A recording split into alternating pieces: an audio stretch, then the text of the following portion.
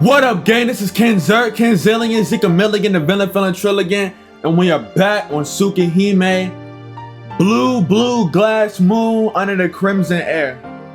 Last episode, we fucking murdered Arukai. And then we was like, it's a dream.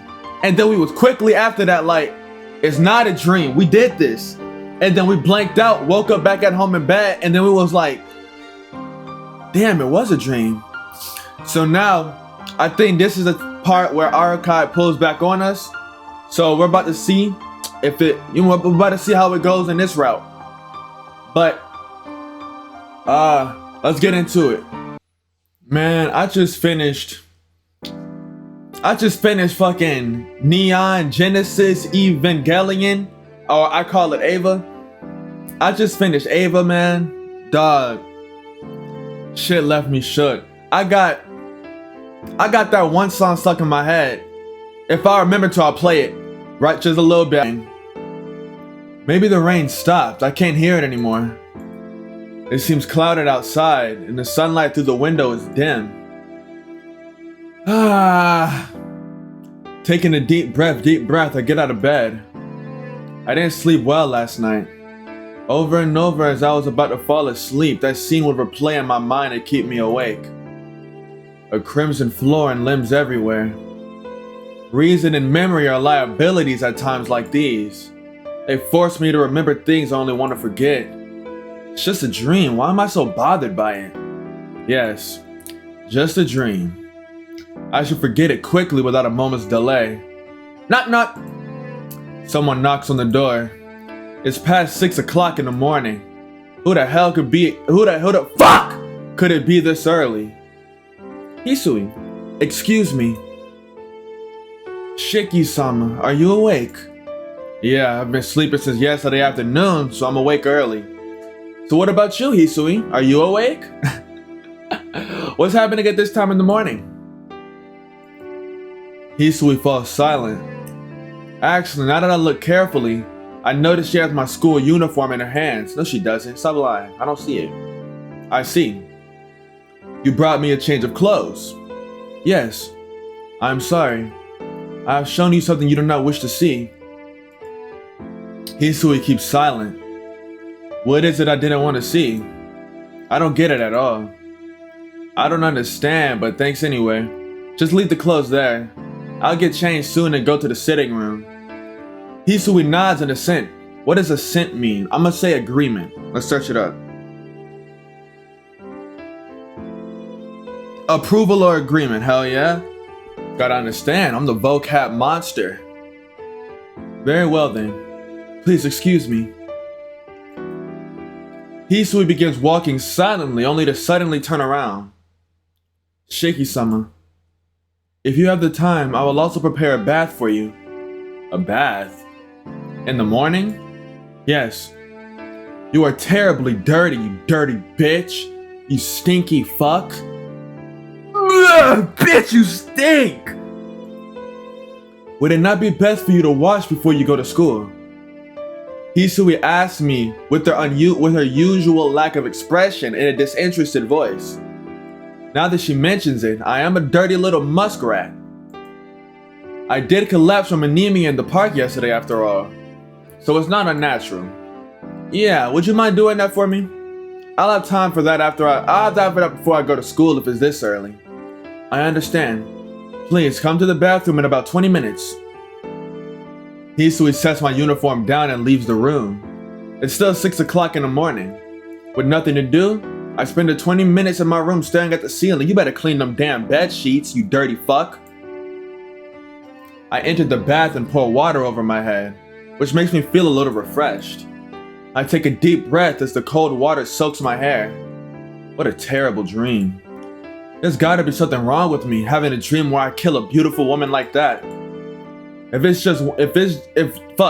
just one day of living in an unfamiliar mansion is enough to give me dreams like that, I hate to think what the days ahead are gonna be like. Are we gonna see a CG of him in the shower? No gay shit? But are we gonna see his cock? I'm just saying shit. No gay shit though, no gay shit. I'm just saying shit. I gotta be entertaining, you know? I don't actually want to see that shit. I'm just trying to make y'all laugh. I don't actually want to see that shit. I really gotta get it together. I clear my head with another splash of cold water and wash myself. Ouch! I feel a sting as a towel touches my throat. What's this? I look at my neck in the mirror. How did this happen? My throat is red and swollen, almost like I injured it by repeatedly throwing up. Oh yeah, he did do that. I return to my room and change into my uniform. It's barely 7 o'clock. Astounded at how much clearer my head feels after the bath, I pick up my bag and get the hell out of here. Kohaku has just come out of the sitting room when I go down the stairs. Good morning, Shiki-san. You sure fuck! Good morning, Shiki. You sure are early today. Kohaku makes a bow while smiling. And you look refreshed too. Have you just had a bath? Yeah, I just took one. That's amazing, Kohaku. Oh, fuck. And you look refreshed too. Have you had a bath? Yeah, I just took one. That's amazing, Kohaku. Can you tell? I can tell just by looking at you because your hair isn't dry, Shiki. You surely look cuter after you've had a bath. I avert my gaze a little as I'm faced with that warm, carefree smile. Don't flirt with me, I will take you down right now. It's kind of... I've been horny as hell ever since I finished End of Ava. You ever see something that's just so peak, like something that's just such a 10 out of 10 show that you can't help but just get hard? That's how I felt after I finished End of Ava. Like I was hella depressed, but at the same time, like my cock was hard as shit because I just witnessed such immaculate beauty and peak with the show, with the movie. And it hasn't gone down yet, unfortunately. So it's still there. I can show y'all if y'all want. Shut the fuck up!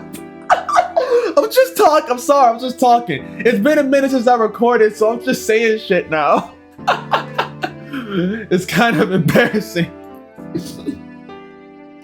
Please, hold on for just a minute. I'm gonna prepare some breakfast now. Breakfast. I guess she means something to eat. Such a trivial thing causes me to remember the color of blood. How did you not understand what breakfast was? I'm confused. I don't have much of an appetite at the moment. Is a Western style breakfast like yesterday fine with you, Shiki? Yeah, sure. I really don't mind, so breakfast, huh? That bath felt so good, I almost forgot about it. Really? You didn't eat last night either, so I was talking to Hisui about how maybe the sound of your stomach might have woken you up. Ha, no. Sadly, that's not the case. I've been a light eater since I was little, so I often skip 1 or 2 meals at a time. I see. Now that you mention it, you've got a nice body without any excess meat on you. Stop flirting with me, bitch. I will take you down. We gonna be in a loving relationship. 40 years of marriage. Growing old in rocking chair. Sitting on the porch watching the sunset, bitch. Keep playing with me. All this damn flirting. Could it be that you're a vegetarian? Hell no, don't play with me. Perhaps. Come to think of it, I get the feeling that all I ate at the R in my house were vegetables. Kohaku busily heads back to the sitting room. I don't feel like eating nothing right now. It's alright, Kohaku. I'll go to school without eating today. Tell Akiha for me. Bye! I head toward the doorway. Suddenly, my arm is tightly grabbed. Shiki! I can't believe it. Kohaku is angry.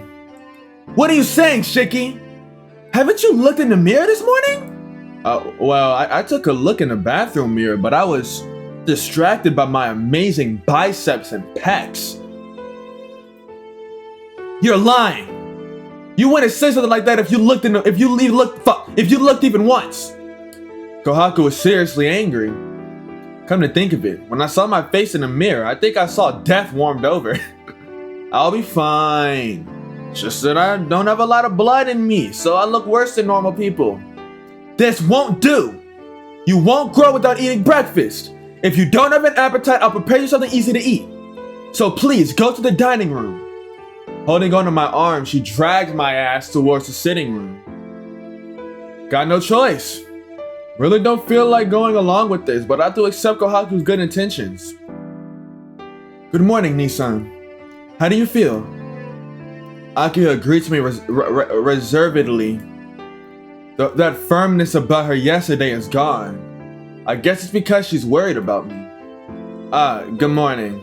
I'm feeling, well, good in a certain way. Returning a greeting, I head toward the dining room. Ah! Please, wait here, Shiki. I'll call you when it's ready.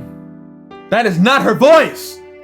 Kohaku disappeared into the dining room by herself, leaving me and the downcast look at Akiha and Hisui, who stands emotionlessly by the wall.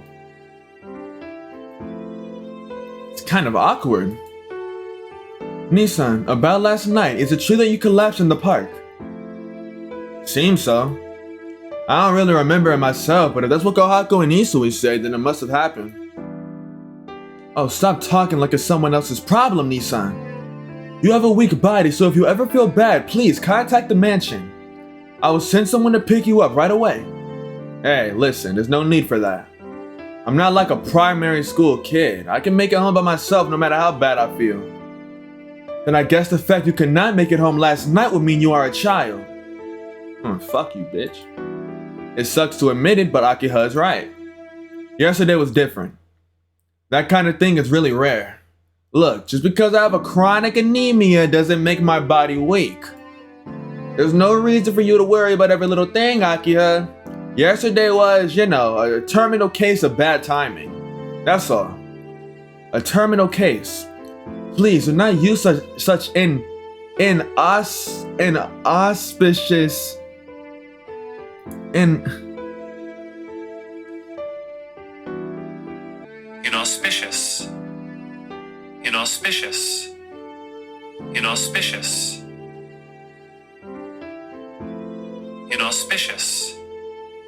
Inauspicious. Please do not use such inauspicious words, Nissan. You have only just come back to the mansion. What would I do if you died? She don't know who I am, nigga. I'm welcome down, Tono. I don't die. Except for that one time I got ate by a shark, but we don't talk about that. Akiha is seriously angry. Jeez. You take things too easily. Please, take better care of yourself. Even if you tell me that, I don't push myself as it is. I'm not in any clubs, I do everything the doctor says. You'd have to put me in a sanitarium for me to get any better. Yes, I would love to do that if I could. Avoiding my gaze, Akiha said something very frightening. As for Hisui, she's standing by the wall like a statue. I'm at a loss for conversation. There's still some time until we eat, so... we're gonna talk about Akiha. One-time thing! Next time I'm picking what I want to pick. Akiha. If I remember correctly, you go to Asagami Ladies Academy, right? That's right. Asagami Ladies Academy goes all the way from the middle school to university. Akiha's gaze seems to ask, what about it? Well, that's a boarding school for ladies, isn't it? I'm wondering why you're commuting there from home. Dear Mr. Asagami and father were friends, so he indulges my requests. There's a provision to attend school from one's home under certain circumstances. Akiha gives a concise response. No, that's not what I'm asking about. You were living in the dormitory up until the old motherfucker died, right? Why are you only starting to commute there now? Huh? She holds back her words and looks away. Shiki-sama, Akiha-sama has traditionally spent half of every week here. It is nothing extraordinary for her to commute to the academy from the mansion. Ah, really? Sounds tough. Asagami Ladies Academy is in the next prefecture, right? Isn't it easier for you to enjoy the dormitory life instead of having to come back to the mansion all the time? Yes, you may be right. But it is what father wanted, so I spent half of the week here. That old fuck isn't here anymore, so you don't have to force yourself, right? Dormitory life looks kind of fun after all. Well, I wouldn't be troubled if it were that easy. But if I were to leave you by yourself, there's no telling what might happen to you, is there? With things like what happened yesterday, I will still be attending school from the mansion for now. One more thing, Nissan. She straightens her posture and looks right at me. Ooh. Yeah? The lodgings at Asagami Ladies Academy are not dormitories. They are boarding houses. Please, get it right next time. It cannot possibly fucking matter! Akia's words are wrapped in thorns. Actually, I was pricked plenty of times by them the first day back. But this morning, there's something sulky about them. Shiki, it's ready! I can hear Kohaku's voice from the dining room. Right, so I'm gonna get some food. I'm not saying grub, that shit sounds stupid. Oh, Nissan. Please refrain from talking in such an unrefined manner. Shut the fuck up! Akia shoots me a sharp glare. Ah, you're finally back to normal. I liked you more when you were calm because you were worried about me. I was not worrying about you, Nissan. Akia quickly looks away. Oh, tsundere ass. Fuck on somewhere. Looking at her with a faint smile, I go to the dining room. I don't do that tsundere shit. I don't do that tsundere shit. Hold on. I don't do that tsundere shit. Finna pull up and I might shoot at this bitch. Why would I do that? Why? I'm escorted outside by Hisui. Please, take care. Saying the same thing she always does, she continues to stare at me. Damn, bitch, you like my eyes or something? They look like jewels? This bitch got an abyss on her face. Oh my goodness. You stare into her eyes and you gonna start seeing faces of the dead and hearing haunting screams of the terrorized. Shiki-sama, what happened to you last night? Last night? Nothing in particular. I was just feeling sick at school, so I left early. I was on my way back when...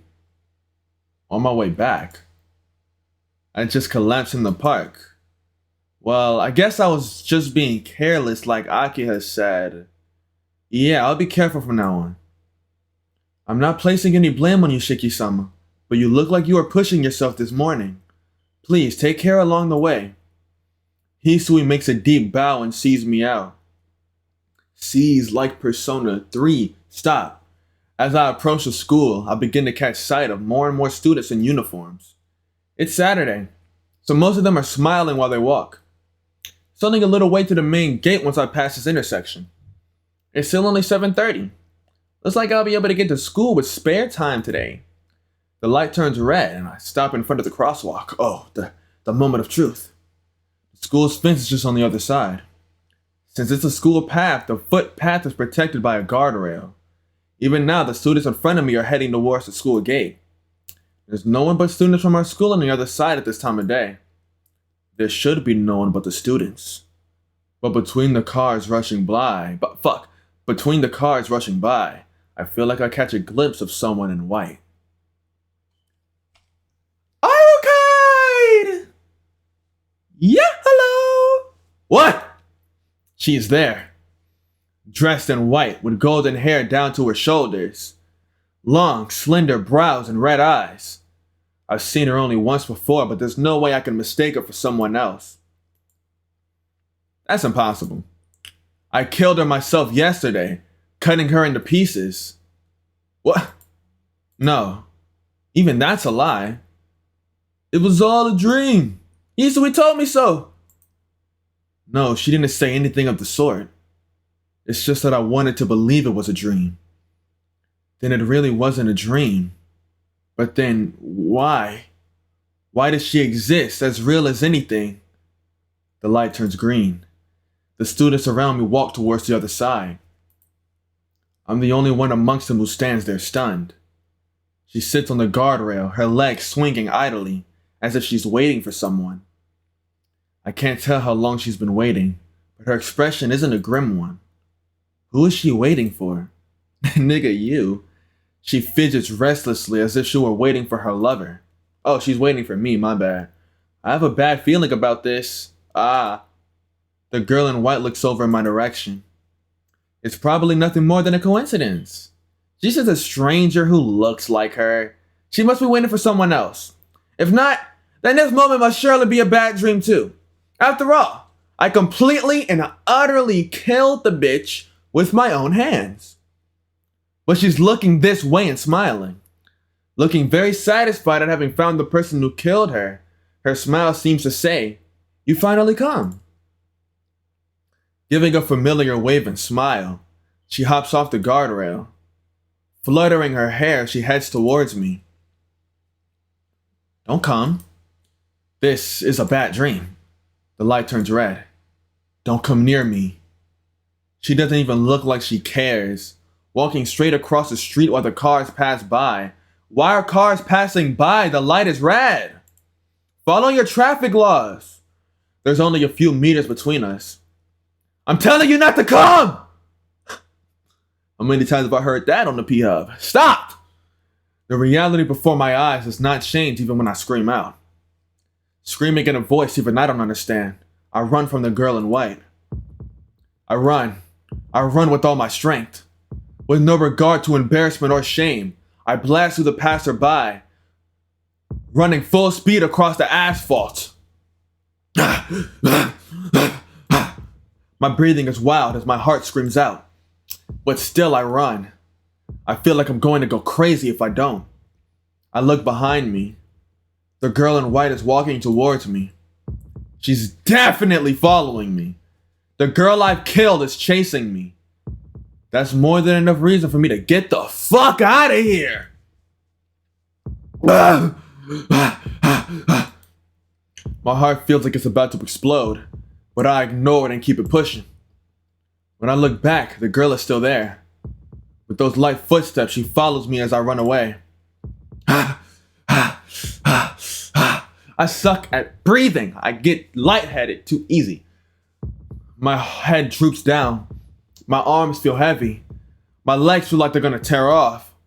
But despite that, I'm running with all my strength, and yet I can't get away from someone just walking after me. My breathing is out of control. I think I've already run several kilometers. But even so, when I look back, she's always there, walking towards me. Naturally, like she's taking a stroll, she follows right behind me. It's not funny, but I begin to laugh. I can't stop laughing, but even so I run. My body complains that I'll die if I run anymore, but I tell that motherfucker to shut the fuck up and I keep running. The reason is simple. If she catches me, this bitch will kill me for sure. I ask myself what I base that on, trying to shake it off as mere imagination. But it's not, what do I base it on? Nigga, I killed the bitch. Of course she'll kill me in return. It's common sense. What else would I need to base it on? But even as I try to console myself, I am the one who knows best it's true. There's no reason, no basis, no evidence. 3 no's. I already know. 4. It is a fact that if she catches up to me, I will be killed. Damn! Ah! Pathetically, like a pathetic little fuck, I collapse to the ground. I fall forward, not because I tripped, but because I simply can't move my body a single step further. Lying there collapsed, I somehow managed to crawl my way to the wall. Sorry if I'm being so damn extra, I don't know. When I started this recording, bro, I was like legit so unmotivated to record. I did not fucking want to record, bro. I legit had no motivation to hop behind this camera. But for some reason, I've got so much energy now that I'm actually doing it. I have no clue what's going on, but I'm down for it. Let's go. I'm trying to pull myself up against the wall, but it's no good. My knees lose their strength as I try to rise, and I collapse back down. My body won't move anymore. I look up as I breathe. It hurts. I don't have enough oxygen. I can't think properly because of it. I can't even tell what I'm doing anymore. I don't know why I'm doing this. Why? I don't even know why the girl I've killed is alive. Unmistakably, I've utterly and completely killed her in the most final way imaginable. So why? How can she still be waiting for me in front of my school, smiling? I'm sure I killed her. That's right. I'm sure I killed her. I'm sure I killed her. I'm sure I killed her. I'm sure I killed her. So why? Why? Oh, is the chase over already? Look at my nonchalant queen. Look at my nonchalant queen. Just got brutally murdered last episode, and she's just like, oh, is the chase over already? Woo! Man, got me hungry.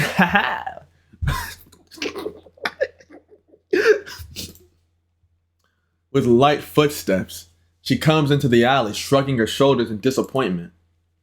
Hello. You really gave me some trouble yesterday.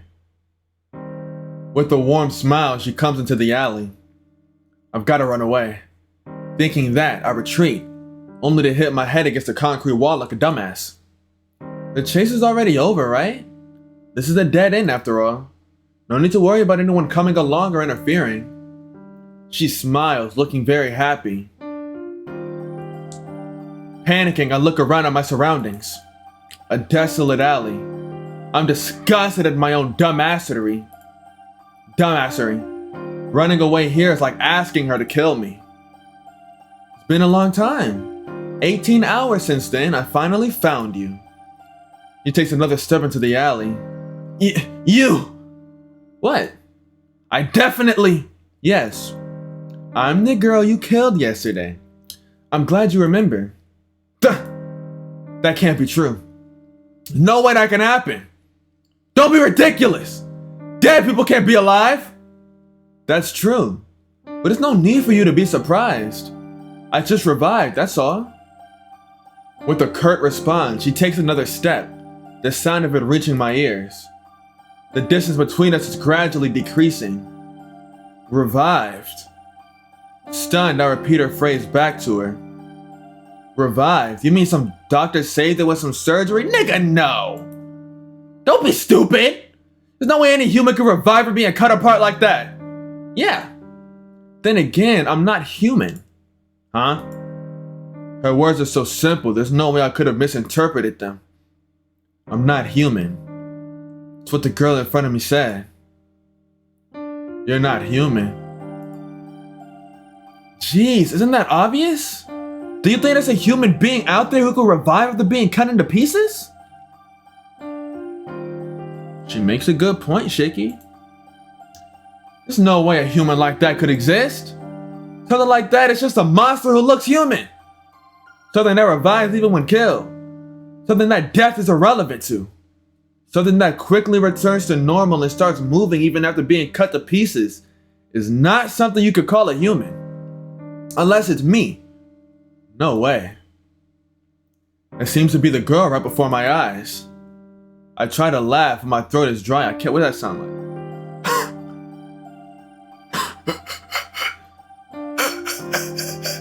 Like that? That's what a dry laugh was. What the hell is even that? It's not exactly a funny story. Besides, there are too many things in this story that aren't funny. Because, oh shit, my spine. Oh fuck. If she's not human, it explains why she's alive even after I've killed her. I start to calm down. This is a situation where I've got to observe everything and think it over. Y'all fuck with the shirt. How many times have I showed this shirt off to y'all and asked if y'all fucked with it? How many times have I done that? I gotta ask a lot because I fuck with this shirt. You said you're not human. So what are you? Me? I'm called a vampire.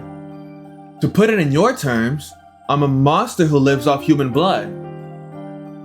Ah, good. Vampire is at least something I can understand. I see. You're a vampire. You're a vampire. She smiles in a satisfaction to indicate her assent. What a crazy reply. I've heard that vampires can't walk around during daytime, but I guess it's a trivial matter right now. So what does this monster want from me? For some reason, she recoils as if surprised. After a moment, she put her hands on her hips and looks at me irritated. Have you forgotten what you did to me yesterday? No, deadass, I'm with Archive here. You gonna look me in my damn face, not only call me a monster, but ask what I need from you. Nigga, you fucking murdered me. That's what I need from you. I want an explanation, and I want, what's it called, nigga? I want my 40 acres and a mule, nigga. I want reparations for the pain you caused me. You can't murder me and expect me to not want at least a band from that shit. Nigga, a band? Nigga, I need at least 20 from that bitch. Nigga, the fuck? You gonna murder me and not give me 20 bands afterwards? Nigga, I'ma press the fuck out of you. Bite the curb, little nigga. I apologize. I be going on dumbass rants. Jeez. Have you forgotten what you did to me? Even though you didn't know me, you cut me apart the moment we met. You've got to be pretty used to this to ask me what I want with you now. She looks more disgusted than angry.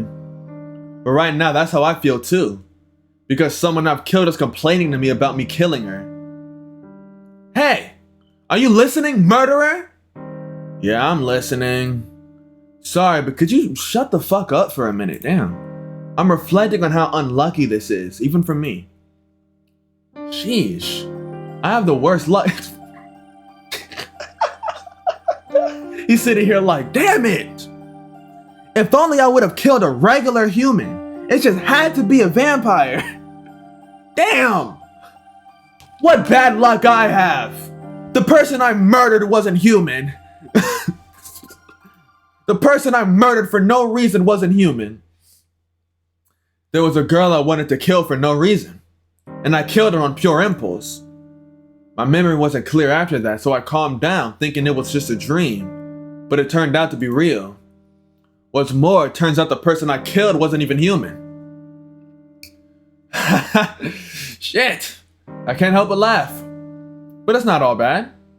If the person I've killed has come back to life, that means I haven't actually killed anyone, right? Well, I suppose the fact remains that I killed someone, but she's still alive. And that's something I should honestly be happy about. Yeah. With this, I should be able to get back to living my normal life. My normal school life, just like I did up until now. Well, in exchange, I seem to have been cornered by this strange person. But you might argue that it's a heck of a lot better than becoming a murderer. Okay, I've calmed down. If you got something to say, I'll listen. Complaints, grudges, whatever. Talk all you want. Yeah, I've got a whole lot of things to say to you, but you're weird. I'm just taking everything in right now. You could say I built up a resistance to weird shit like this. I don't think it's much help in this case, though. She stares at me. It isn't malicious. It's strange. I thought that to get someone back when they got you was one of the common laws of the world. That she should be trying to kill me, but what are you staring at? You're here to get revenge, right? Then, yeah, I guess I'm supposed to kill you back. In theory, I'll kill you if you really want me to, but otherwise I'll pass for now. It's not very efficient that way. She stares at me head on. So, are you sorry? Huh? I'm stunned for a moment. The things she says are so out of place. I'm asking if you're sorry for killing me. I'm thinking about forgiving you if you are, you see. Besides, I get the feeling you're a pretty bad liar for a human. Sorry, me. Yep. If you apologize to me, then I'm fine with that. It's unfucking believable. What's so unbelievable? Not that the person I killed is forgiving me, but her voice sounds so kind. Hey! You have to give an answer when people ask you seriously, you know? Come on, hurry up and answer. We can't get on with things until we make it clear whether or not you're sorry. She's angry. Am I sorry, she asks. That goes without saying. Yeah, I regret it. No matter what the reason is, I did kill someone. Without mercy or reason. I killed just for myself. I do regret the fact that I killed someone. But more importantly, the person I killed was you, and so... it's a lie that it's alright if she's alive. It's a fact that I killed her. It's the ultimate violation. The greatest violence possible.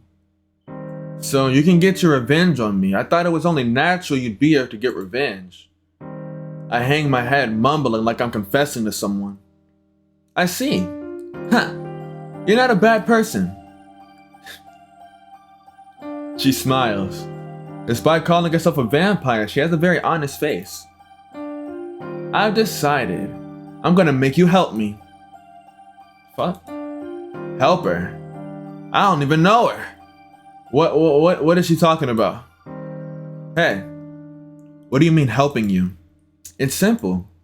I'm going to get you to help me deal with the vampire that took root in this town. Hold on, I'm getting more and more confused. Dealing with vampires? But you're oh, no. I'm a vampire, but the vampire in this town is a different kind altogether. You live here, don't you? Then you should know about the murders that have been occurring lately, right? Yeah. Quite a few people have been killed already. Hey, wait! I remember now.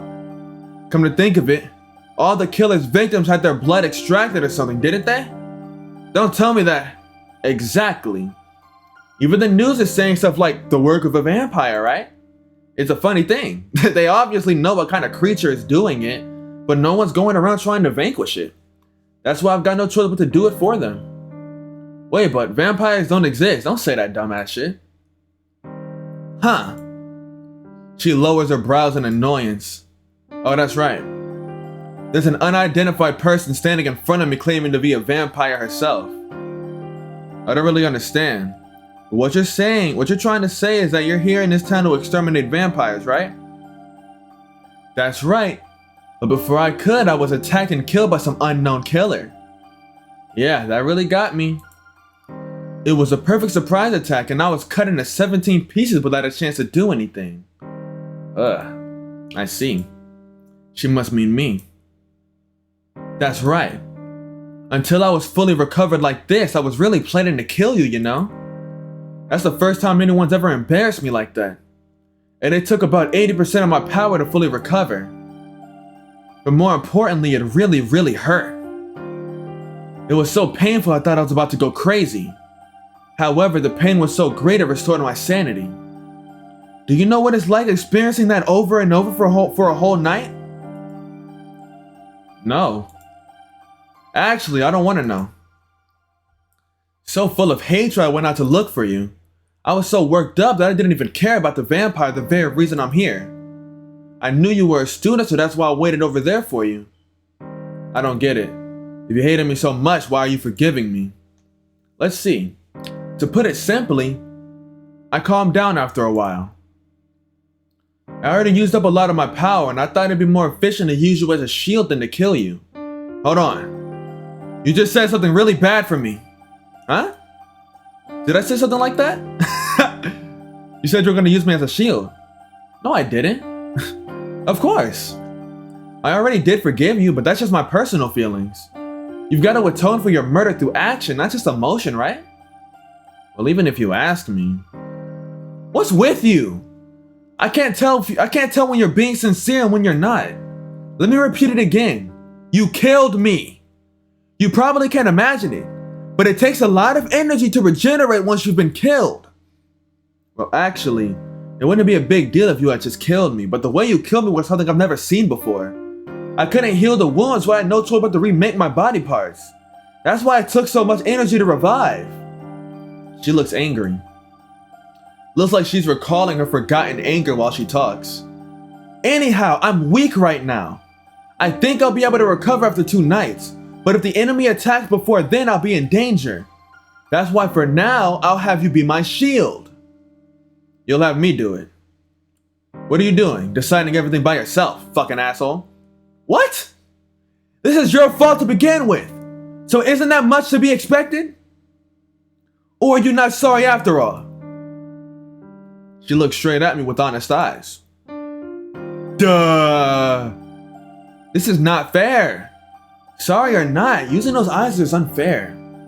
It's unfair she has such pure eyes like that when she claims to be a vampire. I'm, stuck for an answer. I lift my gaze. Huh? What is it? Something odd is there in the gap between the buildings. Hold on now. What is that? I get up and walk. I walk towards the middle of the alley and I finally realize what it is. A blue-colored bird. A crow, to be precise. A blue crow. That inauspicious. That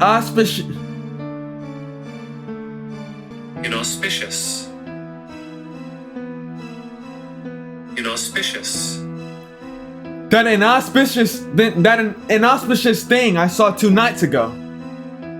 Oh man, the girl murmurs.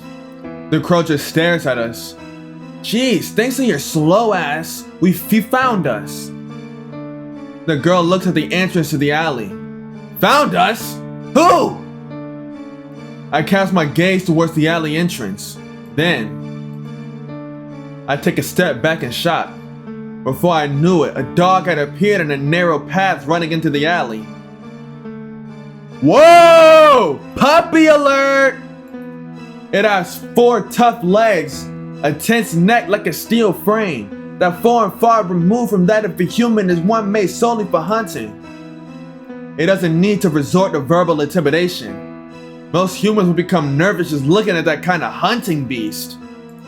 As a fellow life form, it inspires awe by its dishearteningly superior athletic ability.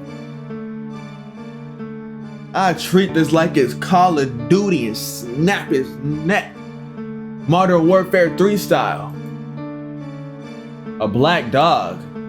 I start to shake. The black dog looking in our direction isn't small like a stray. As big as a German Shepherd or a Doberman. It just stands there menacingly. The girl says nothing, but looks at the dog with disinterested eyes. Then suddenly the black dog jumps. No, it's running with a speed that makes it seem like it's jumping. Huh? I can't do anything. The black dog jumps straight for my throat. I can see it. I can see its black body moving towards me, but I don't even have time to think about dodging it. Thud! I feel a shock on my body. Gah! I was hit hard from the side. It's not the black dog. It seems the girl pushed me before it could crush my throat. With an easy movement like someone throwing a ball, she hurls me into the wall using just one hand.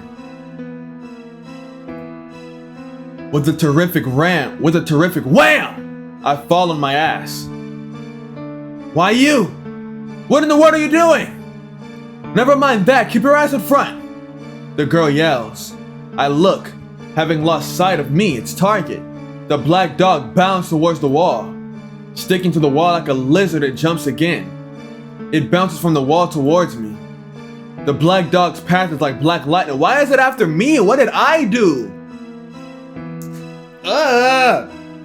Man, put the munchers away! Oh, that's saliva! It's too fast, I can't react.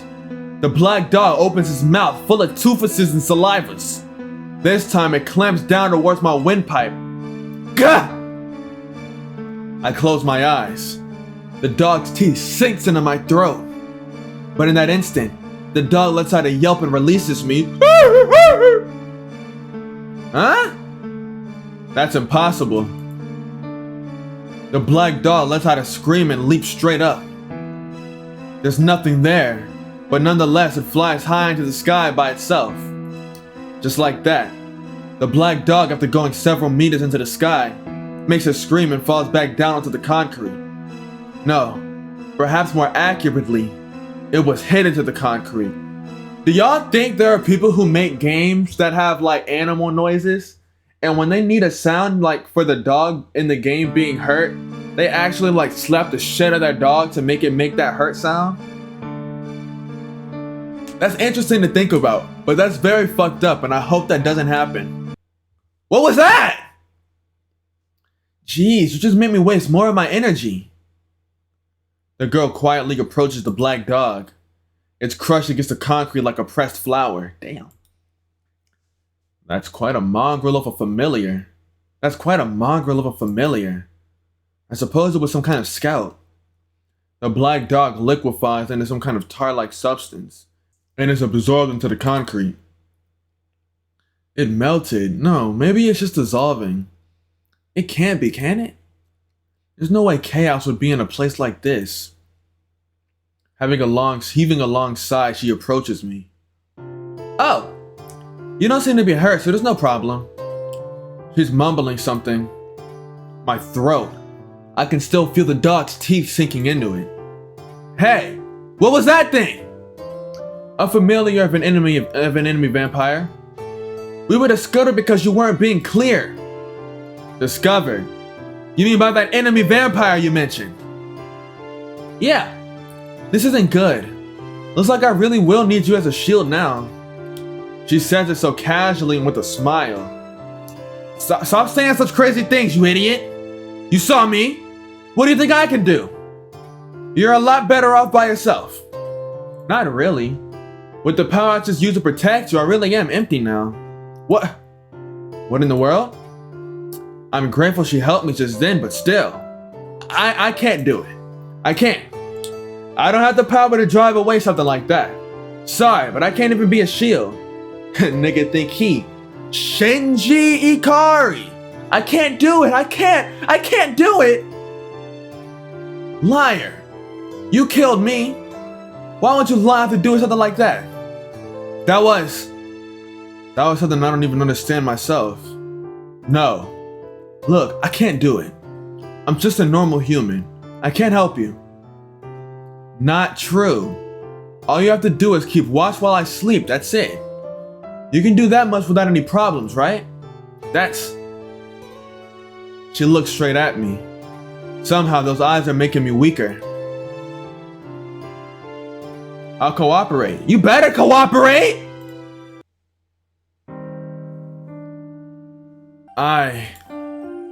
For some reason I can't decline.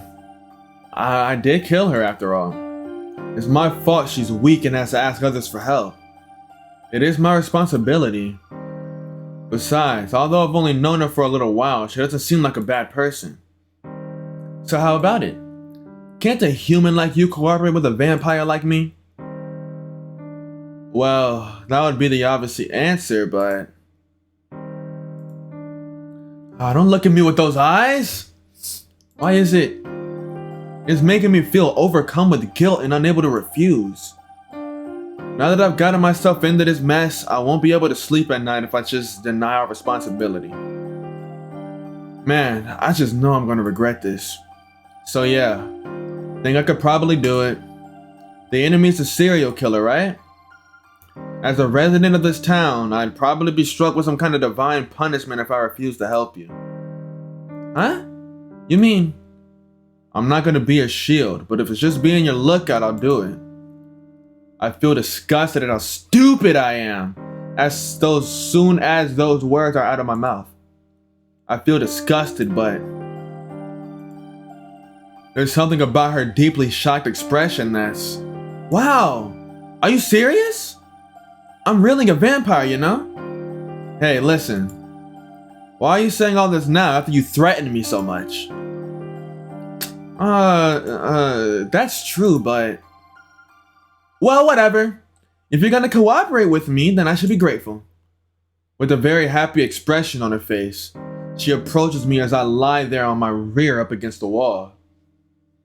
Our contract is established. She extends her hand towards me. I guess I can finally introduce myself now. I'm Arakite. My last name is really long, so just Arakite is fine for now. I'm a true ancestor type vampire. How about you? I heave a heavy sigh at our unprecedented introduction. It's a sigh of resignation, evidence I've decided to accept this nonsensical situation. I'm Tono Shiki. Sadly, I'm just your everyday student. I've said it before, but I'm really not going to be of much use. Grasping her, Arakite's hand, I stand up. She takes a long, hard look at me, then offers me her hand again. Nice to meet you, Shiki. I'll have you take responsibility for killing me. Arakite grins as she extends her left hand.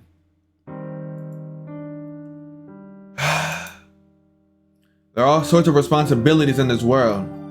This is probably the first and the last time someone takes responsibility by helping someone they've killed. Damn it, this is seriously messed up. Nothing I can do. I grudgingly extend my left hand and shake hands with the woman in white claiming to be a vampire.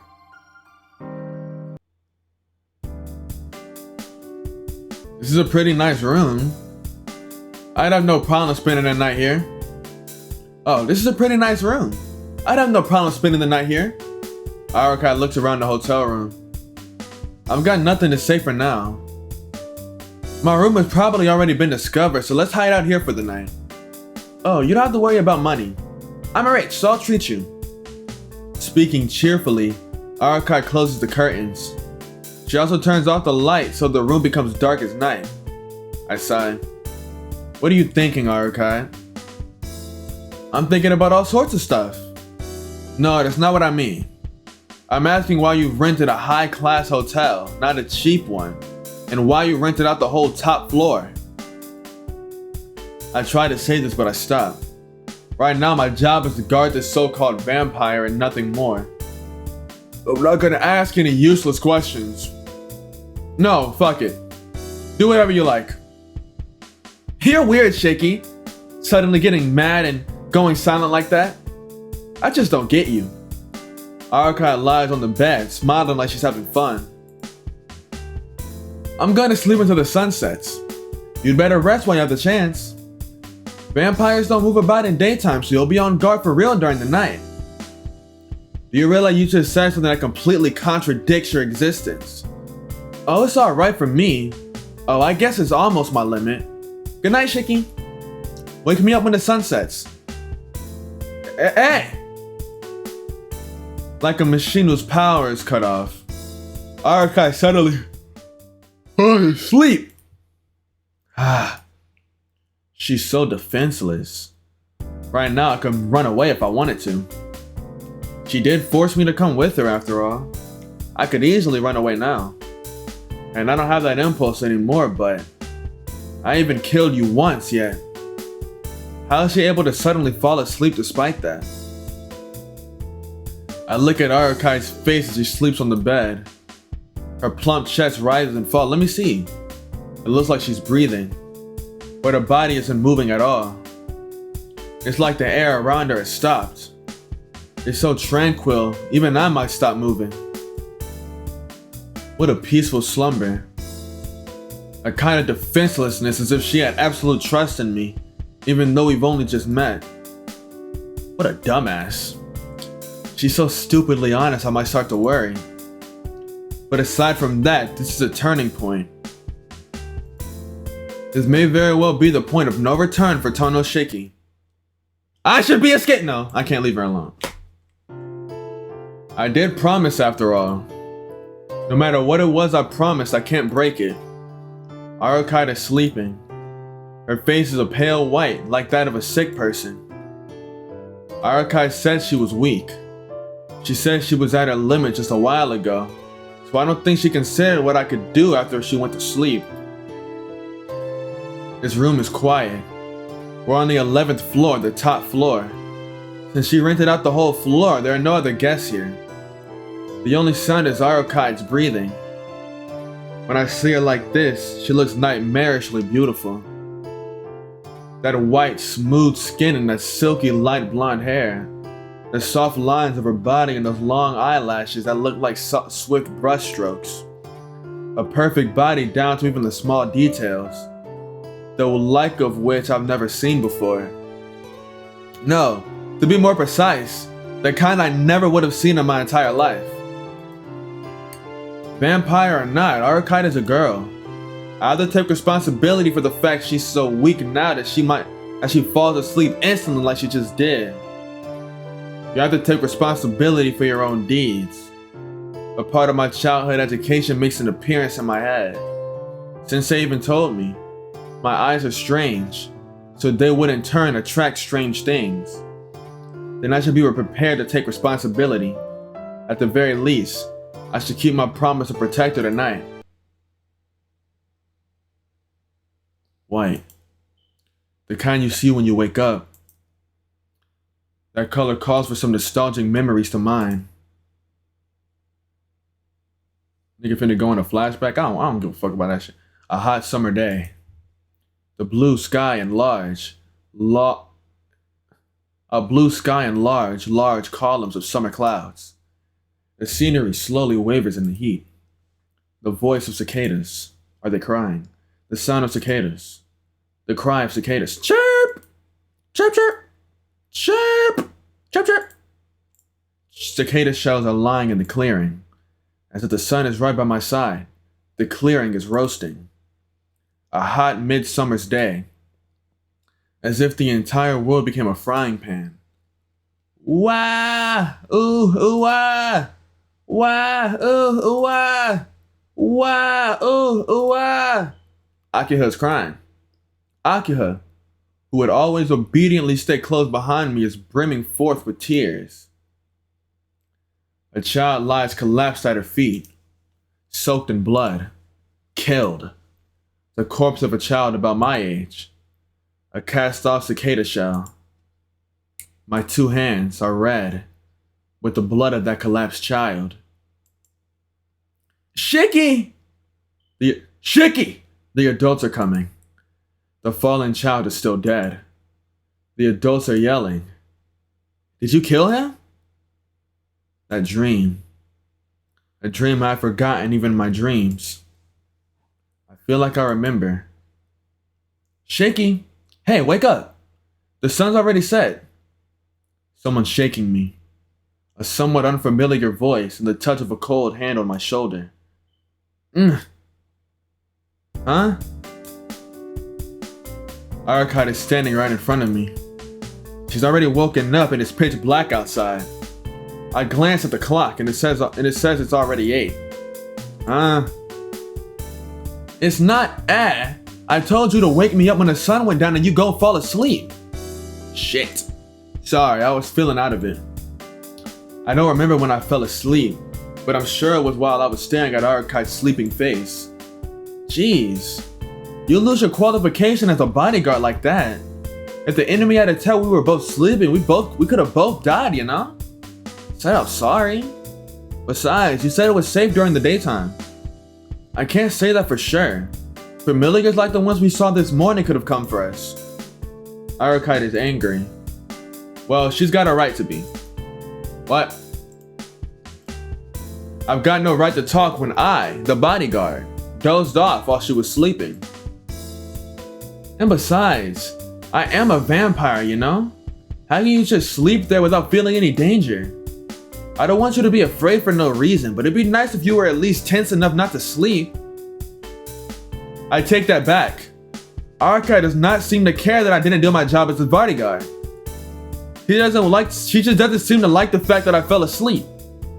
I can move my body a little better and wake up. Only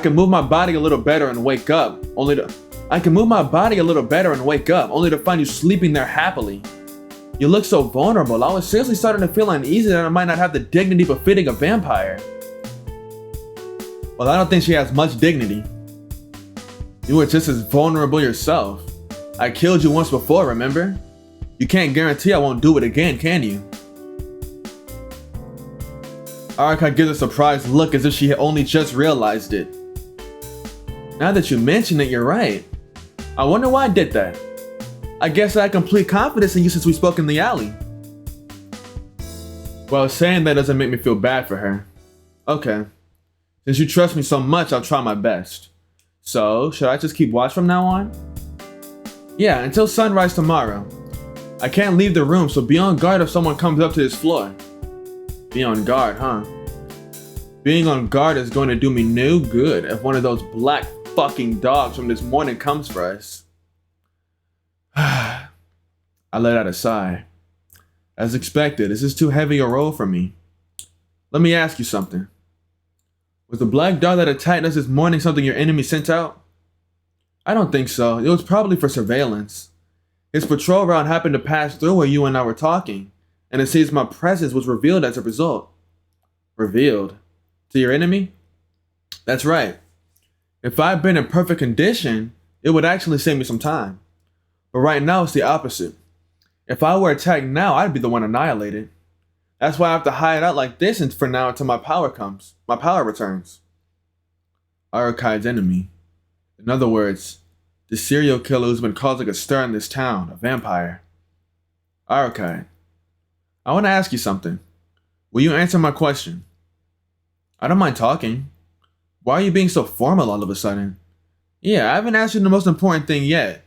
So what's your ultimate objective here? Me? I'm here to hunt down the vampire. Killing vampires is my duty. Yeah, I remember you saying something like that before. But you're a vampire, right? What? You still don't believe me? No, I believe you so much it hurts. I'm asking, why would you, a vampire, claim to be doing something as odd as killing other vampires? Oh. You don't like the idea of beings from the same species killing each other? The act of killing doesn't exactly make my list of favorite things, but she is right. I'm not comfortable with the idea of vampires killing vampires. No, it's just that I can't really imagine something like that happening. Vampires drain the blood of humans, right? So they should be killing humans, not other vampires. Drinking blood and killing are different things. Well, even so, I know what you're trying to say. You think beings from the same species should help each other out, right? But vampires can be of the same species and still be different life forms. That's why they don't really have what you humans call camaraderie. Then you're saying something makes you different from the vampire you're hunting. That's right. The one I'm after is a human vampire, just like the stereotypic vampire from you humans' folklore. He kills humans by draining their blood, turning them into the dead, then uses them to increase his power and influence. That's the sort of vampire I hunt. The one lurking in this town is that sort of old-style vampire. That sort of vampire. Seems like there's different types. Don't tell me you want me to be a shield so you can get this guy. Yeah, that's my original intent. But after talking to you, I've changed my mind. You see, at first, I thought you were someone from the church. So I thought you might have information about the location of the enemy. But you turned out to be a perfectly ordinary person. You didn't even know about vampires, let alone the location of the enemy's coffin. Yeah, come to think of it, there's no way they'd send an exorcist to a Far East secular country like this one. Guess they didn't put enough thought into this. Should I tell her? Arukai thinks out loud. Her conversation derails and I'm feeling a little left out. I don't follow you at all, Arukai. Hold on for a minute. Let's see, how should I explain this? With that, Arukai's gaze begins drifting. She doesn't seem used to holding a conversation. Don't worry about it, I'll just explain everything about the current situation. I don't understand any of this, but I might be able to see the general gist of things. Really? Thanks, Shiki. You don't have to thank me. Just keep talking. Keep talking. Arukai nods obediently. I already get. Can I skip this? I kind of want to skip this because I already more or less know. But vampire in this town is a no-style vampire. He himself reigns as the Lord and releases the dead he made into the city. By doing so, he increases his power bit by bit. Typical vampire in that he drains the blood of humans, and those humans become vampires themselves. Not very powerful right now as he doesn't have many dead serving him, but as the victims increase, so does his power. It would be best to destroy the main body before that happens, but I haven't found where he sleeps yet. He's hidden so well right now I can't even feel his presence. Even so, it's easy to take care of things once I find it. But I don't have any clues whatsoever, so I had no choice but to walk around town during the day to investigate. Then I suddenly got attacked by a passing killer, and now I'm temporarily weaker than the enemy vampire. Arukai shoots me a cold look. I guess she wants to say something to the passing killer. I see. I kind of understand the situation now. So in other words, some evil monsters are based in this town and you're trying to eliminate them. Since you didn't know where they were, you went looking for them, and that's when I killed you. So now you're weakened and hiding out while you recover, is that about right? To put it simply, I think so. Then next is the main topic. You casually call yourself a vampire, but I still don't really understand that term. It's obvious you're not human, not much I can see, but I don't get the feeling that you're a vampire either. That's true. I'm a little different from the type of vampire you know about. Yeah. Indeed, I hadn't considered that vampires even existed at all, let alone a vampire like you. So what makes you different? Arakai thinks. Yeah? I suppose it might be helpful to teach you a bit about us. Yeah, blah blah blah, true ancestors make the regular vampires, blah blah blah blah blah, I fucking get it. Alright. First period's lesson will be Vampires 101. Okay, but what's with Vampires 101? You're an amateur, so we gotta start at the basics, right? That's what I'm gonna start teaching from the very beginning. I'm not a damn amateur. Well, I'll try my best. That seems like she's not used to talking. We've got lots of time, so for now I guess I'll listen to Arakai without complaint. Although we're typically called simply vampires, we're divided into two main categories. Vampires from the start and those who became vampires. Ooh. What happened? It's gone from my enemy to our enemy. Okay. Our enemy is one of the dead apostles. Okay. It's gone from my enemy to our enemy. Well, I don't mind. She's not wrong considering the situation I'm in now. Huh. You're saying these dead apostles aren't vampires from the start. What do you mean by that? Oh, dead apostles were once human. Oh, what happened? What happened there? Whoa. Hey, Shaky. How much do you know about vampire folklore? Just the usual stuff. Suck blood of virgins, they can bind people by looking at them, they can turn into mist and wolves, just the usual stuff. Yeah, that's pretty much all true. They drain the blood of virgins because one's blood cells are more pure before they've exchanged bodily fluids with others. That makes virgins most suitable for repairing the vampire's own degenerating genes. The dead apostles, the ones that become vampires, have imperfect immortality. Since they became immortal, they won't die of old age. However, they need to replenish their energy frequently or they'll disappear. All living creatures need nutrients to be able to move, right? It's the same thing. It's just that vampires don't die from age as long as they take in the nutrients. Dead apostles suck blood because they need it to stay alive. Immortality is a strain on their originally human bodies. The genes that compose their bodies are different. When they become vampires, they begin to degenerate at an incredible rate. To make up for that, they must drain the blood of others in order to absorb genetic information and stabilize their own bodies. To a vampire, drinking blood is not like eating, but it's the minimum requirement for them to continue to exist. Sounds complex and long. Can't follow the logic, but she continues speaking. Ability to bind someone is the mystic eyes and words of common types of magic circuits. Ooh, we're in Fate now. So there are many vampires who have mystic eyes. We usually possess mystic eyes of enchantment. We don't enchant people by looking at them, rather we enchant those who look into our eyes. Powerful vampires using mystic eyes can oppose their own will and the easily dominate their thoughts with the mystic eyes of the dead apostle with the power. What you call turning into mist is really just making a spare body and controlling it via the will. Once a part serves its purpose, you cut the flow of magical energy off the offshoot. Magical energy of the offshoot and naturally it returns to dust. Wolves another. What happened? Even a 1,000-year-old vampire whose body is made up entirely of. There's a 1,000-year-old vampire whose body is made up entirely of familiars.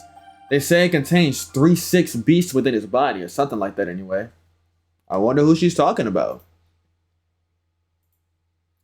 I think she get a little too wrapped up in her own speech. To be honest, I'm not finding this world easy to understand. Yeah, that's about it. Explanation of the very basics, but now, do you know what a vampire is? Should I guess?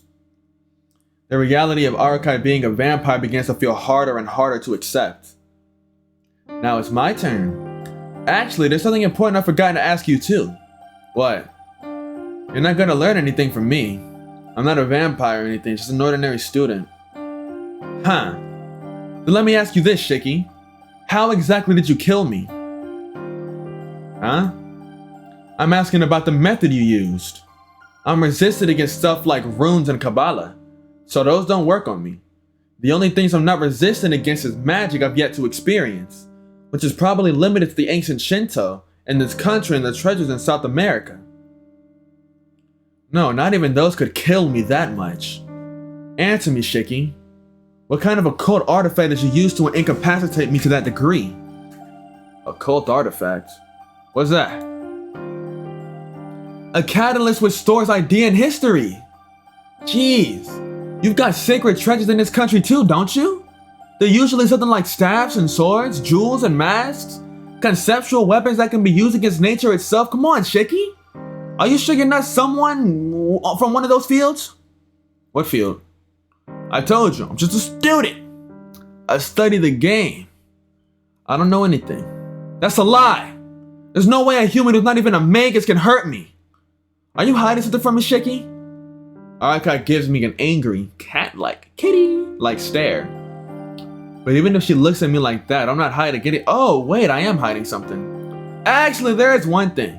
I'm not sure whether it's relevant, but Arakai is still staring at me. Doesn't seem like I'll be able to keep quiet about it. Alright, I'll tell you, but how should I put this? I can see these lines that can be used to cut things. Huh? Oh. She's stunned. She should be. Normally, I don't think anyone would believe a story like this. What do you mean? Arakai asked in a serious tone. She's not exactly normal. I should have known she would defy my expectations in a good way. I mean, I can see these lines where things could be cut. Living things, the ground, anything touchable, no rimble. It's like a black line and I can cut things clean when I let anything sharp through it. Does that mean anything to you? It's convenient to be able to cut steel with a knife and all, but it's not like I can cut it anywhere I like. I can only cut things where I can see the lines, and when I cut you, well, you can cut a girl's skin with just a knife, right? Damn, that bitch mad. Arakai's eyes are serious as she glances at me. Those wild eyes that I've only seen once before. A gaze that could stop my breathing. I see. I thought the mystic eyes of death perception only existed in fairy tales. But I guess there is someone who can use them. A mutated monster like you. What? I don't think a vampire could call me a monster. A monster is a monster. There isn't anyone, even amongst us, with mystic eyes who can see the death of things. See the death of things? Arakai nods in affirmation with an inimical gaze. A circuit must have opened in your eyes, Shiki. Were you born with eyes like that? Nah. They became like this a long time ago, but I wasn't born with them. Huh. Then you must have had at least one near-death experience at some point, right? What? It's true. 8 years ago, I got into an accident where I almost died. Just as I expected. You had the latent ability, but that must have been the trigger. The mystic eyes of death perception, huh? Yes, with those, you could definitely kill even me. With a small sigh, Arakai's eyes returned to normal. Do you know something about these eyes, Arakai? Not to the extent you would, but I do have some information.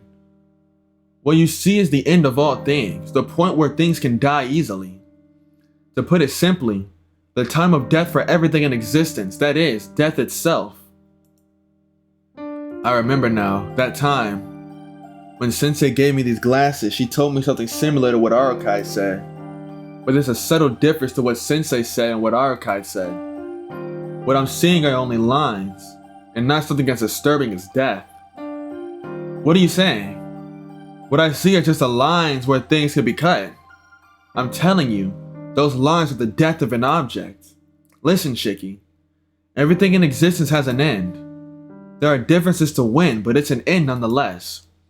Death does not arrive. It is already contained within the object that is creation, and is bound to happen someday. This is what is called the principle of causality. You've heard of that before, right? As long as something has an origin, it must have an end. When it will end is determined from its beginning. That is so-called time of death. So, as it already exists from the beginning, it's not impossible for one to see it with their eyes, given that they can comprehend the concept of a time of death, and they have the appropriate circuit in their brain and eyes. That's the truth behind the lines, you see. There's nothing more than a general concept, but if I were to theorize, I would say that they are the weakest parts of the joints between the molecules of something, or perhaps a pre-designated switch within a genetic makeup that activates the death of an object. But that doesn't make any damn sense. Huh. I can't see them, so I can't say for sure. But the lines aren't all you can see, are they?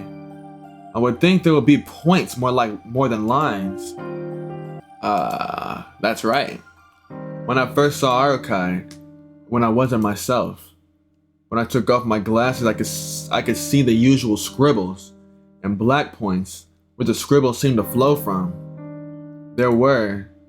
It only happened that one time, but definitely. I saw black points.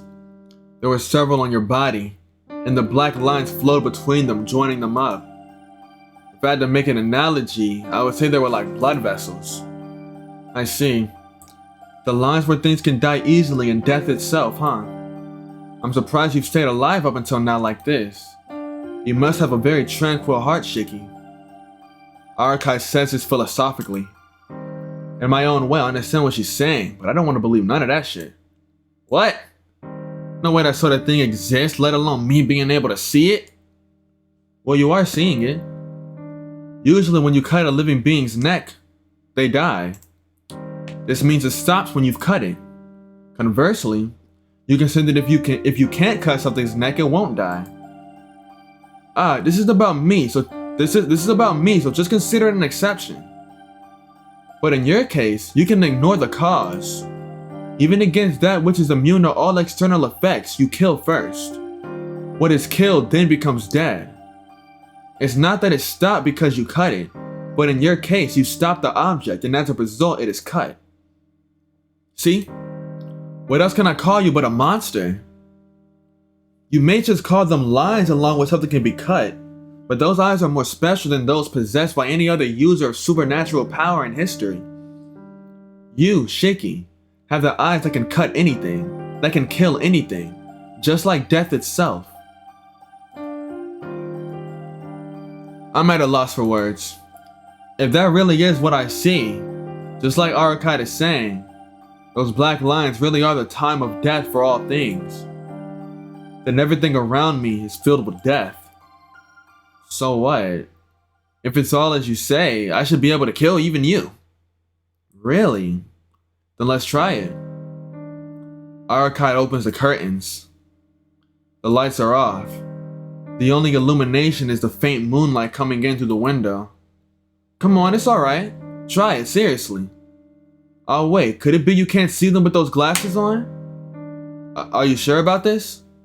I take my glasses off, only to see the lines, of course. At the same time, the rooms begin to rise with the black lines. Outside the window, the moon is white. They're difficult to see in the daytime due to the strong sunlight, but under the faint moonlight, I can even see the glow coming from the lines. Amidst them, the lines on Arukai's body are very thin. If I don't concentrate, I lose sight of them altogether. If I hadn't been killed by you, I don't think you'd be able to see any at all, but right now you can probably see them. You see, although I have no times of death during the night, some do appear during the day. You could kill me because it was during daytime, when you can see my time of death during nighttime, now since I've used up a lot of energy to regenerate myself. In other words, I've lost my immortality. So can you cut the lines on my body, Shiki? Let's see. I think I probably could since the lines are there, but I don't think I could do it so briskly and without hesitation like that time before. I think it'd be hard. The lines keep fading in and out, so I probably couldn't do it unless you're sleeping. You can't, right? That's your biggest weak point. No matter how many deaths you can see, you need to trace the line with your own hands. No matter how weak I am right now, my athletic ability isn't so low that I'd be caught by you. I see. Come to think of it, I can't catch agile animals. That means I can't touch their bodies. In other words, even if I can see its lines, I can't kill anything that moves. Ow! I feel a stab of pain run through my head. Looking at the lines gives me a headache, just like it did when I was a child. I put on my glasses and the world returns to normal. Arukai is staring intently at me. What? Something else? No, that's not it. You can't see the lines if you put those glasses on. Yeah. I got them for someone a long time ago and my eyes first became like this. I'm only using the lenses now, but thanks to them, I can lead a normal life. Yes, I see. No matter how strong a mind you may have, your only choice when faced with death all the time would be to put your eyes out or go mad. Saying that, Arakai comes closer. Hey, can I take a look at them? No. These are important to me. I'm not handing them over to you, bitch. Come on, I'm not gonna break them. I'm just gonna look at them. Arakai creeps closer. I get the feeling she wouldn't be adverse to getting them by force. Just a little bit. Arakai doesn't look like she's gonna give up. Fine. Give them back as soon as you're done looking. Why is it purple? I give her my glasses. Arakai stares intently at the glasses and then looks at me with frightening eyes. Shiki is the person who made these glasses in this city right now. I don't think she is. It's been 8 years and it seems like she was only here for a week. I see. That's good. I have to deal with more. Well, it's probably safer not to deal with Blue in the first place anyway. Arakai retreats to her thoughts. Arakai, you know the person who made these glasses? I know her. A sorceress. She's one of only 4 of her kind. These glasses are truly a masterpiece. Even I can't break them. Arakai's face grows even more serious. Wait, you were gonna break them? Huh? Did I say that part out loud? I knew it! You were gonna break them after all! I retrieved the glasses from Arakai. Jeez. You're the one who just said I couldn't stay sane without these glasses? Or do you want me to go crazy? It's not what I meant. I just didn't like how you treasured them so much. What? Hey, listen, you. Jeez. Somebody, please, tell me how a mind like hers works. It's true my memories of Sensei are precious to me, but more importantly, I can't live without them. If I were to see the lines 24 hours a day, I think I'd die from a headache before I went mad. Huh? I suppose there must be a strain on your brain from being able to see death. Yeah, there's definitely some kind of reason for those eyes of yours, but this is all I can tell you for now. If we get the chance later, I'll go over in a little more detail. That's alright. I'm not into long stories anyway. Is that so? Personally, I enjoy talking to other people. Arakai gives a carefree laugh. It really does seem like she enjoys doing nothing but fucking talking her. Night descends. Arakai sits on the bed and we both stare absent-mindedly at the clock. It's past 4 in the morning. About an hour until dawn. Just one more hour. Nothing out of the ordinary has happened until now, and Arakai shows no signs of tension. We're surrounded by complete tranquility, not for long. Somehow, I'm beginning to believe tonight just might end like this. Hey, Shiki. Arakai calls me again. What? I don't have anything else to talk about. Really? But it's such a waste not to talk now that we're in a situation like this. Listen, how many hours do you think I'm about to put up with your nonsense talking? 6 hours! Making me more tired than keeping watch. Arakai gives me a dissatisfied glare. That's right. For some reason, Arakai has been talking to me for 6 hours straight. I told her she should sleep if she's feeling weak, but she replied with it's more fun to talk. So in the end, we ended up facing each other and talking the whole time. Just don't know what she's thinking. Bruh. To top things off, I'm hungry. Come to think of it, my last meal was breakfast, so I haven't eaten anything for the whole day. Why don't you eat something if you're hungry? We're in a fancy hotel after all, so you can call room service. That's okay. I lose my sense of tension if I feel my stomach now. More importantly, shouldn't you be getting something to eat? You're weakened, but you aren't sleeping, so you could at least get something to eat. If you're not gonna eat, then neither am I. Normal food is meaningful in its own way, but it's boring to eat by myself. Normal food. Nothing normal or special about. Ah, wait. Arakai is a vampire. As opposed to her, food would mean drinking someone's blood. Or is there... I guess being a vampire, you wouldn't usually consume much except blood. He doesn't look like it, but Arakai is a vampire. She says vampires need the blood of humans to survive. And just how many people has she drained blood from and how many people has she killed before? I sneak a quick glance at her face. Can't imagine. Even though I know she's a vampire, for some reason I can't imagine her sucking anyone's blood. What? Something wrong with my face? She meets my gaze and I quickly look away. Arakai continues to stare at me and gives a laugh of comprehension. You curious? About what? About how many people I've sucked blood from. Ah, shit. She's completely read my mind. Arakai's smile grows even wider and I didn't like it. Well, of course I'm curious.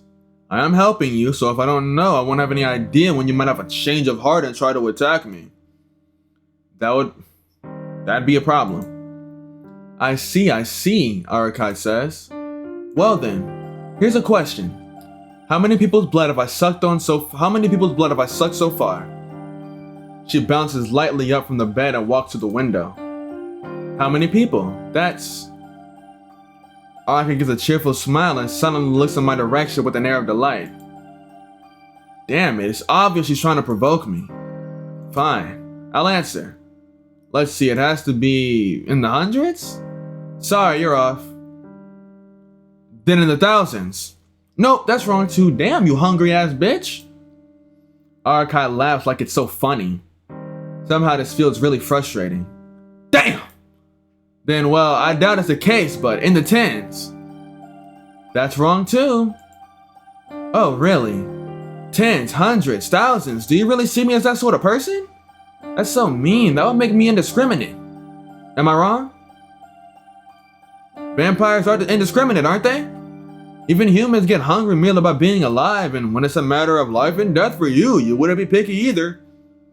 Yes, that's true, but he doesn't know Deathtopia Virtuoso Suicide Master. He don't know about her. She a gourmet. Did I say her name right? Before Deathtopia? Before she, got hungry and shit? Like, before she went small? Full-size Deathtopia? Bad as fuck. I haven't tasted blood these last 800 years. Nor have I ever killed an ordinary human. Huh? Wait, is that true? It's the truth. After all, I'm afraid of sucking blood. You can suck something up. Huh? Afraid of sucking blood? You gotta be kidding me, right? A vampire that's afraid of sucking blood. Why? I suppose I'm a coward. That's why I'm a failure as a vampire. Arakai grumbles as she looks up at the night sky from the window. She stays like that for a long time, continuing to look up at the sky. Her white back looks vague, hazed over, as if she was merely an illusion. I see a failure. I whisper and I feel relieved. Somehow that makes me happy. Of course, it's only natural to be relieved, because now I know the person that's standing before me is some kind of vicious evil being. For now, if I were to believe what she says, I won't just be killed by her at random. So I'm safe. I'm safe, but I feel like that's not the only reason I'm relieved. Damn it, what's wrong with me? Being relieved over something like this. How can I be happy over something like Arakai being a failure? Ah. Suddenly I feel a faint dizziness. Shaky? What's wrong? You're sweating an awful lot. No, it's just this twinge of pain in my head. I realize something with a shock as I reply to Arakai. The window behind Arakai. Beyond the glass, within the city streets still sunken in the darkness of night. A blue crow is looking in my direction. I can do no more than stare at this dim figure through the window. Arakai turns towards the window too. Nesvin? Indeed. I have finally found you, princess of the true ancestors. From somewhere, a force of will flows into the room. Arakai's eyes are full of enmity. Outside the window, the crow gives a loud, high-pitched scream. This is it! I am heading there right now! The blue crow flies off. All that remains is the dark of night and the white moon. Suddenly, boom! With a heavy noise, the room shakes violently. Nah! To be more precise, the whole hotel shook from that impact. What the hell? I get up from the bed. Arukai is silent, biting her lip with a vexed expression. Arukai, that's shaking just now. She doesn't answer. Say something! That wasn't an earthquake, was it? If I had to guess, it felt more like someone had driven a large dump truck into the hotel lobby at full speed. It was that kind of impact. Arukai! She doesn't answer. If I listen close, I can hear noises from downstairs. Arukai's face is grave. She said she was powerless right now. That's probably why she's not saying anything. Only time passes by. 2 minutes. It's been 2 minutes after the impact, but the hotel is awfully quiet. Arukai remains silent and still, just biting her lip as if withstanding something. I can see a trail of red blood slowly flowing down from her lip. Arukai! Is she worried? Frustrated? She remains still as if almost embracing herself, bearing with something. She said she wouldn't leave the room. Then what am I here for? Well, you already know, we gotta check outside. You know, if you remember last time, you know, we stay in the room, a fucking shark just jumps in and kills us. A shark out of nowhere. Alright, I've decided what to do from the very beginning. Taking the knife out of my pocket, I walk up to the door. Shiki, I'm going to go check things out. Don't leave this room until I come back. I step out into the hallway, shaking off Arukai's look that she wants to say something. No one is in the hallway. I couldn't hear from inside, but the hallway is noisy. It's not that this floor is noisy, rather the noise is coming from beneath my feet. Some kind of ruckus on the floor below. I can hear the noise of many people talking. I suppose the impact just woke the guests up and they're complaining to the hotel. Doesn't look strange so far. I walk down the hallway. The noise from downstairs is like the sound of ocean waves. Noisy, and yet so very solitary and inactive. My fingers gripping the knife feel numb. A chill runs over the back of my neck. There's something near my temple. Pain emerges from the back of my eyes. Enduring it, I walk down the hallway. It hurts. My eyes hurt. My head grows heavy, and I feel a drifting sensation like I'm about to collapse right here. Yeah, I know what this is. Without a doubt, this is the feeling I get right before I collapse from anemia. It hurts. It hurts. Unable to withstand it any longer, I remove my glasses. I can see the elevator. A long hallway. Must be more than 10 meters from here to the elevator. And then, with a ding-dong, the elevator comes up to the 11th floor. I can see the lines on the elevator door. No, they're too dense, they almost look pitch black. The door opens. The small steel box opens. Inside that box, crammed to the point of overflowing, is human flesh. Inside that steel box called an elevator, the red meat of humans is ground and pushed in. Inside, 2 black dogs are voraciously feasting away on something. What? I stop breathing. Like my brain was just froze, my lungs stop as well. I can't breathe. But that isn't important. My vision turns crimson. With a bubbling sound, blood pours out of the elevator. A misty ocean of blood, people, arms, feet, bones, brains, fingers, organs, and other parts. The 2 black dogs are the only form of life. My very instincts refuse to take in this scene. Down the hallway, 2 black dogs are picking at the human corpses. If I listen carefully, I can still hear sounds coming from downstairs. If I listen carefully, they're the sounds of gorging, the chewing of meat, cries for help, and the death screams of people which can't even be called words anymore. What is this? No, there's no way I can see it. Before my eyes is the image of a dozen of beasts eating the people in the hotel alive. A man running down the hallway trying to escape. but the panther-like claws descending from the ceiling slice him open from the nose to the back of his head. A girl locking herself up in the room crying. But to the lions, a door is no stronger than paper, and within seconds they demolish it into an unrecognizable shape. Striving madly to be the first ones there, people dashing for the elevator. But within it, the black dogs waiting inside decapitate them the instant the door is open. At any rate, there is no exception. Beneath my feet, within this huge box called the hotel, it's a scene from hell I can feel down on my very bones. Gah! I feel like throwing up, but I can't do that. If I just stand around and do that, I'll become part of that Red Sea.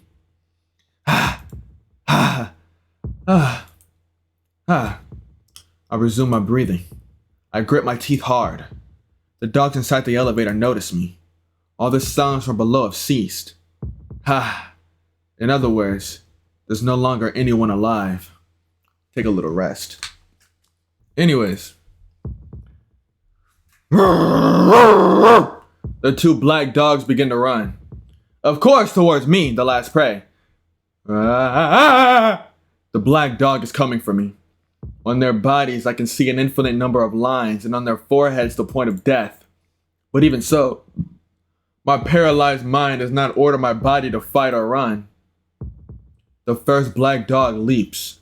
Its speed belies all human comparison. It doesn't even take 2 seconds to cover the 10 meters down the hallway. They open their mouths filled with fangs so many times sharper than the knife I have, and they're aimed straight at my throat, accurate and fast. The instant I realize that they are drawing upon me, the fangs bite into my throat with a crunch. I die. But that ain't right. I can't be killed by something like this, and I refuse to die. The deaths of others would not cause me to hesitate. A hot summer's day. It happened long ago, 8 years ago. I've seen something even more terrible. Thrust.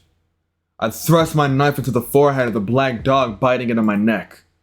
My arm moved just before the black dog ripped through my throat. It was done so perfectly even for myself. Like a machine whose sole function is to cut, I plunged the knife into the dog's forehead without any useless and wasted movement. Because that is where the first dog's point was. Normally, even if the brain is destroyed, the muscles try to execute the commands they have received from the brain. The black dog would have probably ripped through my throat even if I had simply pierced its head. Well, normally that would happen. But the black dog is dead. Death is a complete stoppage. At the point when I killed it, it lost every form of validity. The first dog falls onto the ground. In its place, the second dog is flying straight at my face. I thrust a knife right into its open mouth. But that is a mistake. This dog's point is not on its face, but its chest. Just stabbing it in the mouth will not kill it. The knife pierces through the dog's mouth and into the back of his head. Naturally, the hand holding the knife still remains in the dog's mouth. The black dog is still alive. Its jaw shuts. The joint between my arm and my hand holding the knife is bitten, about to be ripped apart. Proper thought returns with the pain. You have to be kidding me! It's as if I'm just letting it shoot through my arm by stabbing him in the mouth! Why you? I try to pull my arm out. The dog's teeth are deep in my arm. It doesn't seem like I can pull it off. More importantly, this black dog, despite having been pierced in the head, is still filled with life. Even though I lift it after piercing its head, it shakes and lands on top of me. Gah! I fall onto the floor. I still can't pull my arm out. The black dog, still pierced in the head, applies more pressure to its bite. My arm is surely going to be torn off. I can't believe this. No dog ought to be able to bite anything in that state. I feel something wet. I can see the blood spilling from the black dog's mouth. Is it the black dog's blood leaking from its knife wound to the head? Or is the blood coming from my arm about to be torn off? To be honest, my head is too messed up to be feeling the pain, so it isn't a big deal which one it is. Let go! I try to wrestle away from the black dog, but it is firmly attached to my arm. I can't escape. I can't run away. If I want to escape, I have no choice but to kill it. But how? The hand it's biting off is the one holding the knife. I'm on the ground, so even supposing I did pull my hand out, the very next instant the black dog's mouth will be free to bite through my throat. Ah! It's okay. Calm down, Shiki. First you gotta examine the situation well and then think calmly about it. That's the kind of thinking you've always kept. In that case, I can do something. For example, there's plenty of lines on the back of its head. And I can see the black point on its chest. The way to survive is awfully simple. But I have doubts about executing this plan. No matter how savage and evil the creature is, to do something like kill a panting and gasping creature that's so alive, this close to me, is something I'm hesitant to do. Gah! The pressure on my arm increases. The entire arm is shortly going to be ripped off at this rate. But even so, I just can't seem to do something so cruel. The red blood drips down onto my face. Going down my forehead, it drips into my eyes. Crimson darkness soaks into the back of my eyes. Red. My consciousness sways and then it's gone. But even so, I can't bring myself to kill a living creature. What hypocrisy. You've killed something much bigger than a mere dog. Yeah, that's right. But that time was different. I wasn't sane when it was Arukai. Even when I killed the other black dog just moments ago, that was unrelated to my will. But right now, this is very much my own will. Didn't Sensei say, Shiki? Use his power according to your own will and no one else's?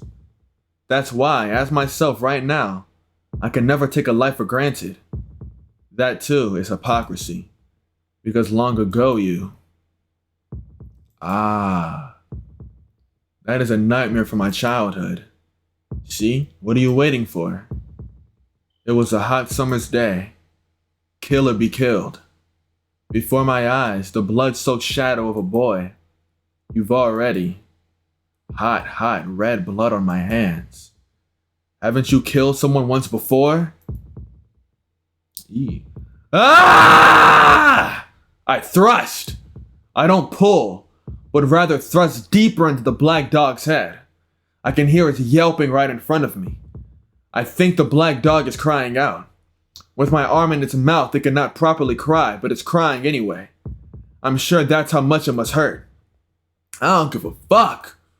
I plunge the knife in deeper along with my arm. Without a sound, the blade of the knife punctures out the back of the black dog's head. It's as if the dog has grown a horn. Having split the skull, I easily slash through its skin. Blood and brains spray out as the knife completely emerges from the back of the head. Also, the hand gripping the knife travels completely through. But even so, the black dog is still alive. Then there's only one thing I have to do. I reach around with my other hand. Peeling the knife from my blood-drenched fingers, I grip the knife with my free hand. And just like that, I thrust into the point of the black dog's chest. And with that, the black dog dies. The strength drains from its jaws, and I easily pull my arm back out. Oh, it wasn't torn off at all. I look at my blood-covered, no corpse party arm. There are many teeth marks, but the flesh is almost free of wounds. The blood must have been from the black dog when I impaled it through the head. The pain from when I was bitten was really quite trivial, but the fear must have amplified it many times over. Lying there on the ground, I look up at the ceiling. My head hurts. The world becomes a patchwork, and here and there, I can see the black points of death. My body is freezing, but my mind is burning feverishly. Right beside me lay the corpses of the two black dogs. One of my arms is covered in blood and the other clutches a red knife. Also, there are quite uncountable number of dead bodies downstairs. All I can do is laugh, because this isn't real. There's no way this can be real. At what point did I, with my eyes wide open, start seeing a nightmare. Ding dong. Huh? A terribly out of place, cheery sound rings out. Damn it, what's with this headache? I stand up, enduring the razor-like pain in my head. Elevator? It seems the sound is the other elevator coming up. The door opens. Inside stands a man wearing a black coat. Ugh. The headache worsens. Yes, I've seen him before. I'm sure I've seen that man before. Silently, he walks towards me. You! I ready my knife as I glare at him. But he doesn't react at all as he walks towards me. It's as if he doesn't notice me at all. The distance between us shrinks. Just a little more when there's barely 1 meter between us, and the man finally seems to notice me. Those bloodshot eyes. The instant I see those eyes, which no human should possess, I lose all freedom to move my body. I thought I killed everyone, but it seems like there's still someone left. The man turns and looks at the corpses of the 2 black dogs. You pieces of filth. If you can't even take care of a scrap of meat, you're unworthy to be part of my body. The man voices his displeasure as he raises his hand. His coat lifts like a mantle, broken. With a splash, the black dogs remains liquefying, disappearing to the man's coat. Ugh. I can't even scream. Below the man's coat is pure darkness, without even the traces of an outline. All that exists there is a mud-like darkness. This is dangerous. This guy is just too dangerous. My instincts sound the alarm wildly in my head, but I can't even lift a finger. The man in the black coat approaches me. It's not good if I just stay here. The unstopping headache grows to an unbearable level, telling me this place is dangerous. Whatever the means, if I don't get out of here soon, I'm gonna lose my life. But it's too late. The man is right before me. Those eyes aren't looking at me at all. Feed. He raises one of his arms. Below it lies the chaotic darkness. From there, something huge appears. Whomp! The sound of wind. That which has appeared, but from below the man's coat is a crocodile's mouth, easily large enough to swallow a man whole. I'm going to die. Right here in this instant, crunched up like a ball of paper. Just as I was convinced of this, someone pulls me back. Clomp! What? I can't believe it. Instead of me, the jaws of the crocodile clamp onto the stomach of Arakide, who just pulled me out of the way. Arakide's face contorts in agony. She draws back before she's completely devoured by the crocodile's maw. The man silently watches Arakide. Arakide glares back at him with a pained expression, her midsection stained in red. I can't believe a vampire named Chaos would play such trivial games. It's like a poorly scripted nightmare, Nizvir Chaos. I feel the same way. To catch one of the surviving true ancestors, I never dreamed I would be part of such a foolish festival. This is a nightmare for me too. The man called Chaos quietly lowers his arm. The coat returns to its former position, and the crocodile's mouth disappears underneath. The man looks only at Arakide. It's as if he's not concerned at all about me, standing behind her with my knife raised. But what is going on? I have heard the previous executor could not even scratch you. What kind of mistake is this? Right now your presence is exceedingly weak, even weaker than a mere member of the dead. Were you attacked by the church before I arrived, Arakide Brunstud? Arakide says nothing. The man fixes his emotionless stare on her. I don't understand. There are only a limited number of conceptual weapons capable of harming you. The only people in possession of those are the church's assassins, and I don't think the burial agency would dispatch anyone this far east. The man narrows his eyes slightly as he turns around. Either way, this is most fortunate for me. I shall not ask why you have been weakened. All I am going to do is claim your head while I have a chance of winning. Psst. I held up my knife preparing for his attack, but having openly stated he was going to take her head, the man now disappears towards the elevator. It seems despite this claim, the man in the black coat is now leaving the hallway for the elevator. Huh? Now I've got absolutely no idea what's going on. About that man, the 2 dogs who attacked me, the nightmare-like reality of the attack on this hotel, none of it. Shiki. Arakai leans on me. It's a terrible wound. Though her stomach stopped bleeding, her face is scrunched up in pain. It happened mere seconds ago. The wound she got for protecting me from that man. Why did you? Yes. I underestimated him slightly. I thought I could help you and then dodge him, but you really did well, Shiki. I guess the wound I got from you wasn't so trifling after all. The Arakai's face, twisted in pain, turns to a small, joking smile. You idiot! I can't watch her any longer. The wound she got for protecting me, and the reason she got it was because of me too.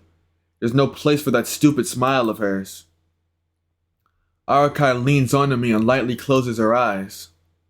Hold on, don't close your eyes, Izzy, idiot! Get a hold of yourself! You're a vampire who can't die at night, right? Well, that's true, but it seems like I'm at my limit. What? Sorry, but could you take me back to my room? Arakai's weight falls on me. Hold on! If she dies, I'll... Hey! I call out to Arakai, who has quietly closed her eyes, and then...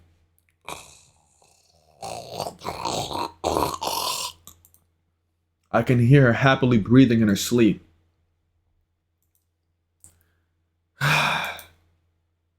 I shouldn't have bothered worrying. Arakai is only sleeping. Telling me to take her back to her room like that. How selfish of her. It really was selfish of her, but there's no helping it in this situation. Besides, it's 4:20 right now. If we stay here in this hotel any longer, I have a feeling we'll be in a lot of trouble. Gah! The headache won't stop. Guess I have to rest too or I'll faint. Arakai's room? Oh, that place. Only been there once, but I definitely remember it. In that case, there's no point in staying here any longer. Carrying Arakai, I decide to quickly leave the hotel. The city is slightly lit up. Fortunately, it's too early in the morning for anyone to be awake, so I get to Arakai's room without being seen. I see, so that's how it is. Then I finally realize why that man left. The streets are beginning to become covered in a faint orange light. I guess dawn is breaking already.